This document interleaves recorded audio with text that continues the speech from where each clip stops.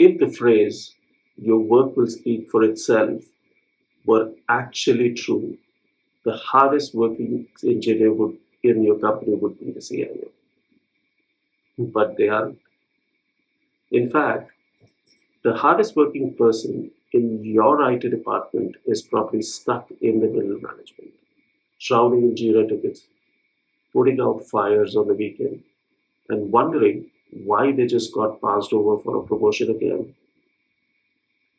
If you're watching this, you are likely a mid-career IT professional. You are highly skilled.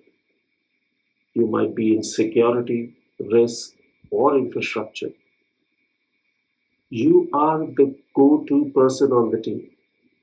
When things break, they call you. But you are exhausted. In the next 10 minutes, I'm going to show you exactly why the technical skills that got you to this point in your career are the exact same skills preventing you from reaching the executive level. And I'm going to give you the blueprint to finally refactor your career. Hi, my name is Tapan Tripathi. I'm the founder of Refactor Strategies, and it is time to stop surviving your IT career and start architecting it. Now, to understand why you're stuck, we have to talk about where you currently live. I call it the engine room. Think about the engine room of a massive cargo ship. It is deep below the deck, it is hot, it is deafeningly loud, and it is full of massive grinding gears. The engineers down there are working incredibly hard just to keep the machinery from breaking down. But here's the catch: they have zero visibility of the horizon. They don't know where the ship is going. They are just pulling levers and reacting to the bells ringing from the deck above. Now, similarly, in your IT career, the engine room is where the work gets done. It's the code, the servers, the patches, the agile sprints. It is loud, it is chaotic, and it is highly addictive. Why? Because in engine room, your value is immediate. A critical server goes down, you swoop in, you write the script, you bring it back online, and everyone claps. You get a rush of adrenaline. You are the hero. But the harsh reality is that nobody tells you business does not promote the hero.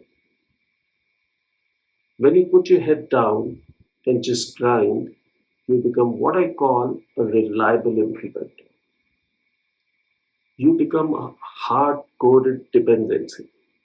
You hold so much institutional knowledge in your head that your manager literally cannot afford to promote you. Why? Because if you leave your current seat, the system falls apart. You think you have you are building a career, but you have actually built a cage. You are a single point of failure. If you want to get out of the engine room, you have to move to the bridge. Now think about the actual bridge that same cargo ship. It sits high above the water. It is calm. It is quiet.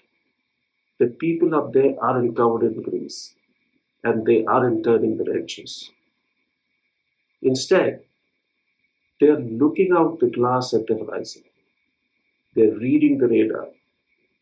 They're watching the weather, and they're setting the course for the entire vessel. They aren't worried about the RPMs of the engine. They are worried about getting the cargo safely to the port. Now, the bridge is where executives sit. It is quiet, it is focused on strategy, governance, and the future horizon. To make that transition, you have to understand a core principle.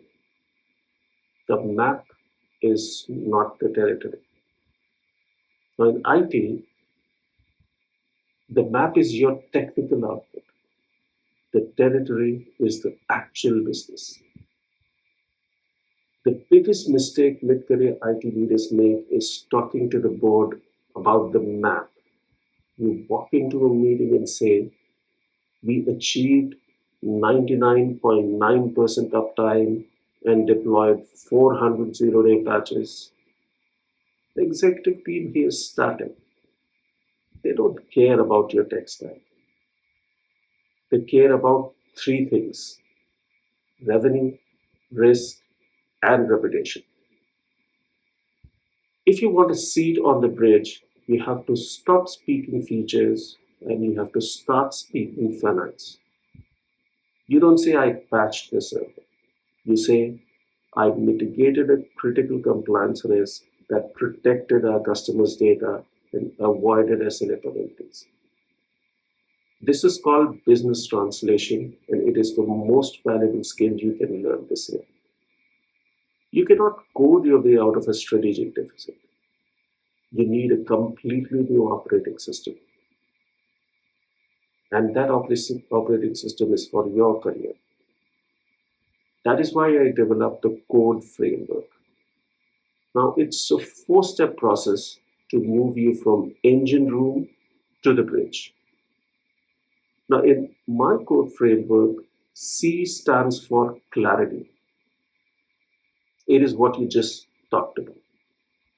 Stop reporting activity, start translating your technical execution into business impact. O stands for optimization. Stop paying the manual tasks. You have to automate your boundaries. You have to document your processes. And you have to stop saying it's faster if I just do it myself.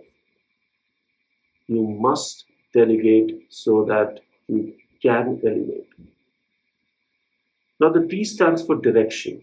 In the engine room, your measure of success is velocity, how fast you clear your tickets. However, on the bridge, you measure success by vector. Are you moving the business in the right direction? Stop reacting to noise and set the compass. E stands for execution. This is the intentional deploy. It isn't about doing more work. It is about making the conscious pause to decide what truly moves the needle and relentlessly executing only that. The shift from being the hero in the chaos to becoming the architect of the calm is the hardest transition of your professional life. The silence of the bridge will feel like irrelevance at first. You will want to dive back into the engine room just to feel the adrenaline of that vivid incident. But true leadership isn't in firefighting. It's in designing systems where fires are rare to begin with. You don't have to navigate this transition alone. If you are a mid-career IT professional ready to stop being a dependency and start acting like a strategic leader, I want to help you map out that transition. Click on the link in the description below to book a one-on-one code strategy session with me. We will look at exactly where your career is throwing errors and we will refactor it. Don't spend another year letting your hard work get lost in translation. Hit the link, book the call, and let's get to work. I'm Tapan Tripathi. I'll see you on the bridge.